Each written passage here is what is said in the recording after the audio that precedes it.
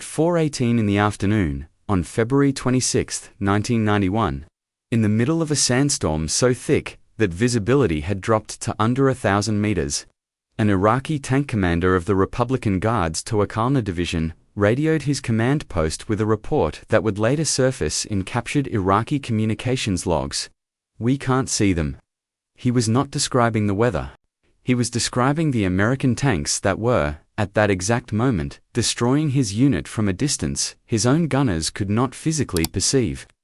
His T-72 tanks, some of the most advanced armor the Soviet Union had ever exported, were equipped with sighting systems that could identify a target at perhaps 1,500 meters in daylight. Less in the sandstorm that had descended over the battlefield that afternoon, the American M1 Abrams tanks firing at him were engaging from beyond 2,500 meters.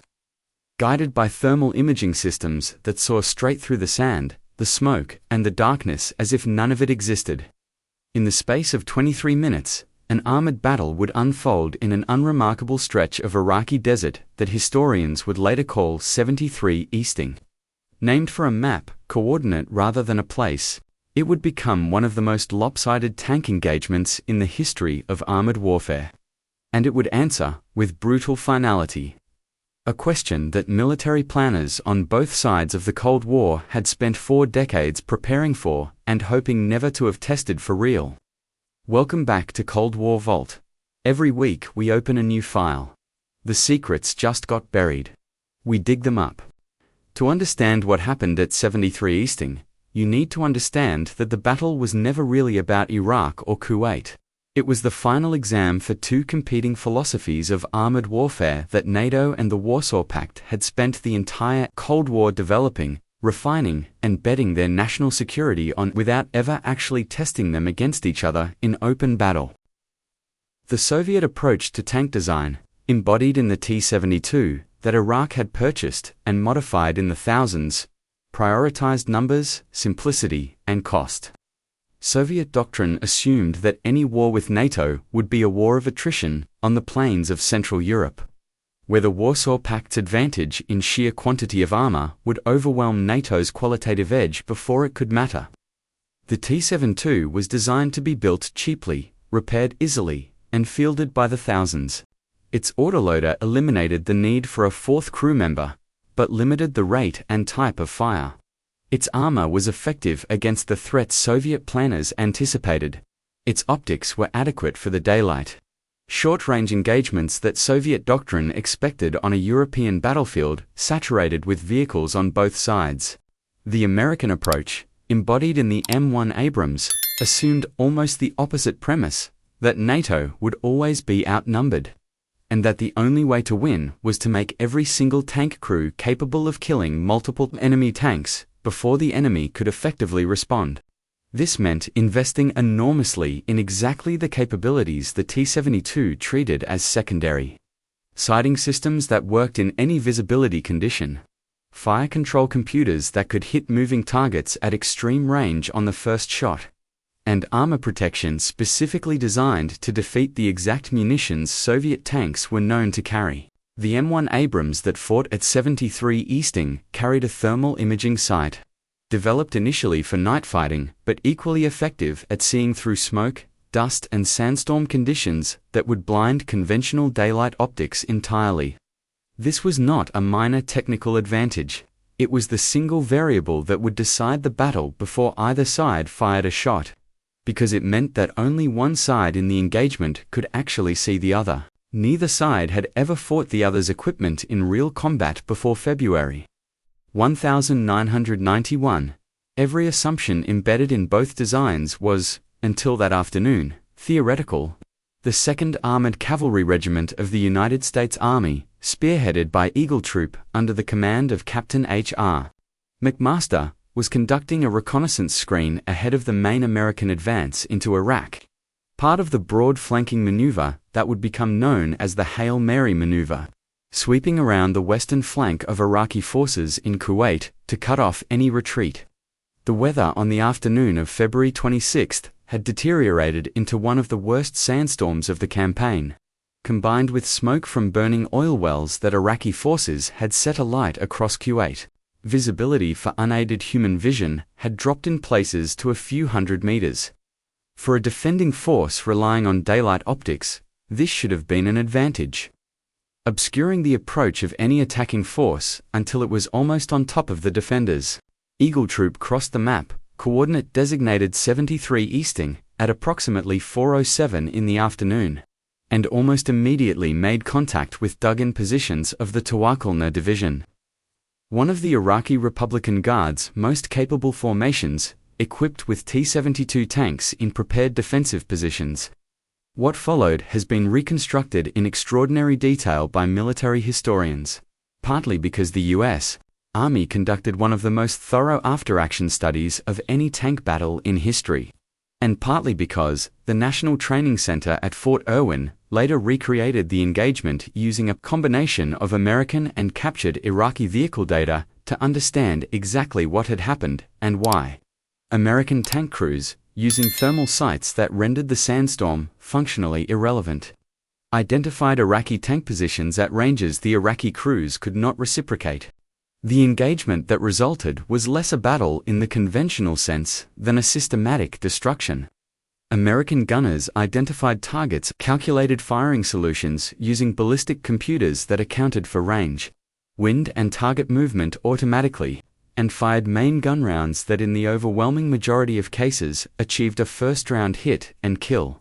Iraqi tank crews, blind in the sandstorm and unable to detect the source of the fire, destroying their formation, in many documented cases never identified the direction from which they were being engaged before their vehicles were destroyed. Captured Iraqi radio intercepts and post-battle interviews with surviving crew members described confusion, disorientation and, in the words of more than one survivor, engaging what felt like an invisible enemy. The main engagement at 73 Easting lasted approximately 23 minutes. In that window, Eagle Troop and supporting elements of the 2nd Armored Cavalry Regiment destroyed or disabled more than 160 Iraqi vehicles, including tanks, armored personnel carriers, and other equipment, while suffering casualties that numbered in the single digits and losing no tanks to enemy fire. The disparity in outcome was not primarily a function of crew skill, though American training at facilities like the National Training Center was extraordinarily rigorous.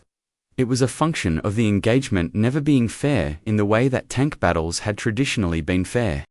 Historical tank warfare, from World War II through the Arab-Israeli wars of the 1960s and 1970s, had generally involved both sides operating with roughly comparable ability to detect and engage each other, with outcomes determined by tactics, numbers, terrain and crew proficiency. At 73 Easting, one side could see clearly, and the other could not see at all. That is not a tank battle in the traditional sense.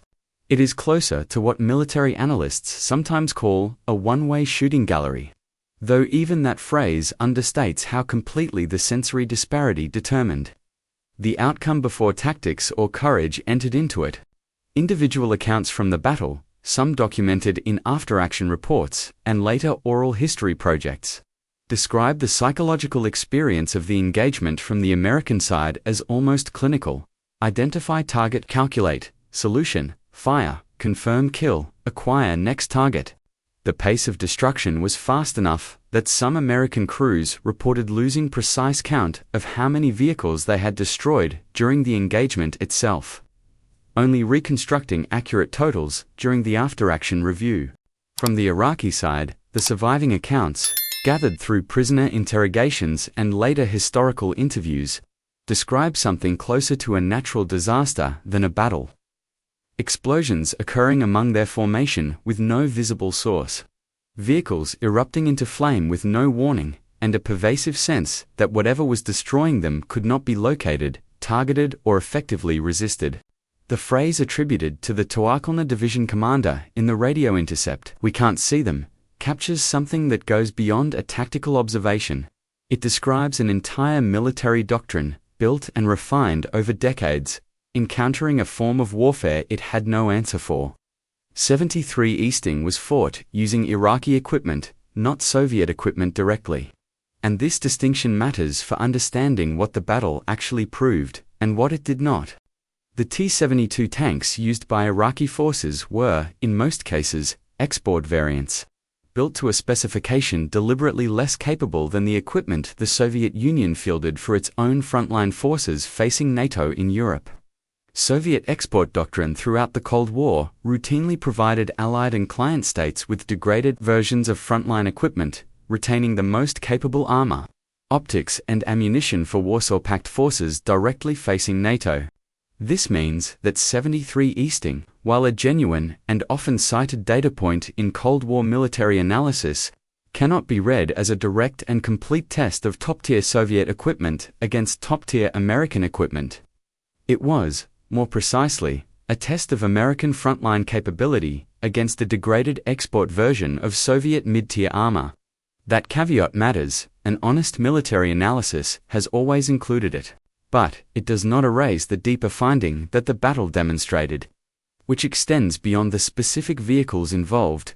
The American investment in sensor technology, fire control, computing, and crew training had produced a qualitative advantage, large enough that even a significant quantitative and positional Iraqi advantage, dug in defensive positions against an attacking force, was not enough to produce anything resembling a competitive engagement.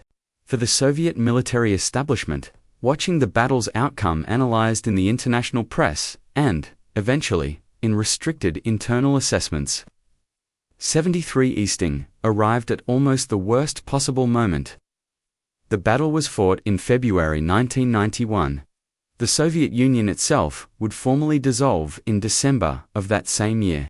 The military and political leadership that might have needed to seriously reckon with what the battle revealed about the qualitative gap between Soviet and American military technology was, within months, no longer in a position to act on that reckoning at all. Russian and former Soviet military analysts who examined the battle in the years that followed drew conclusions that fed directly into post-Soviet Russian military modernization efforts, particularly around the development of improved thermal sighting systems, better fire control computers, and more sophisticated armor composites. Precisely the areas where the Gulf War had demonstrated the clearest American advantage. Some of those lessons are visible in Russian armor development in the decades since. Whether they have been sufficient to close the gap, that's 3 Easting revealed, is a question that later conflicts have tested in ways that remain genuinely contested. Among military analysts today, the tank commander who radioed "we can't see them" almost certainly did not survive the engagement. Or, if he did, spent the remainder of the war as a prisoner reconstructing.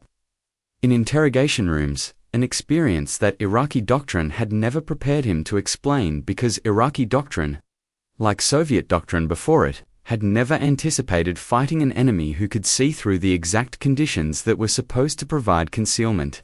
23 minutes settled a question that two military alliances had spent 40 years and untold billions of dollars preparing to answer, without either side ever wanting the real test to actually happen.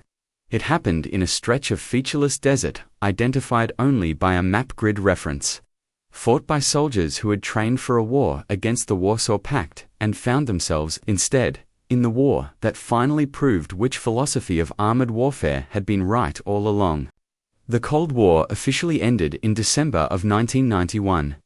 In a very real sense, one of its final and most consequential battles had already been fought 10 months earlier, in a sandstorm, by a generation of tank crews who never knew they were the ones settling the argument. Cold War Vault has more files like this one. Subscribe. The secrets just got buried.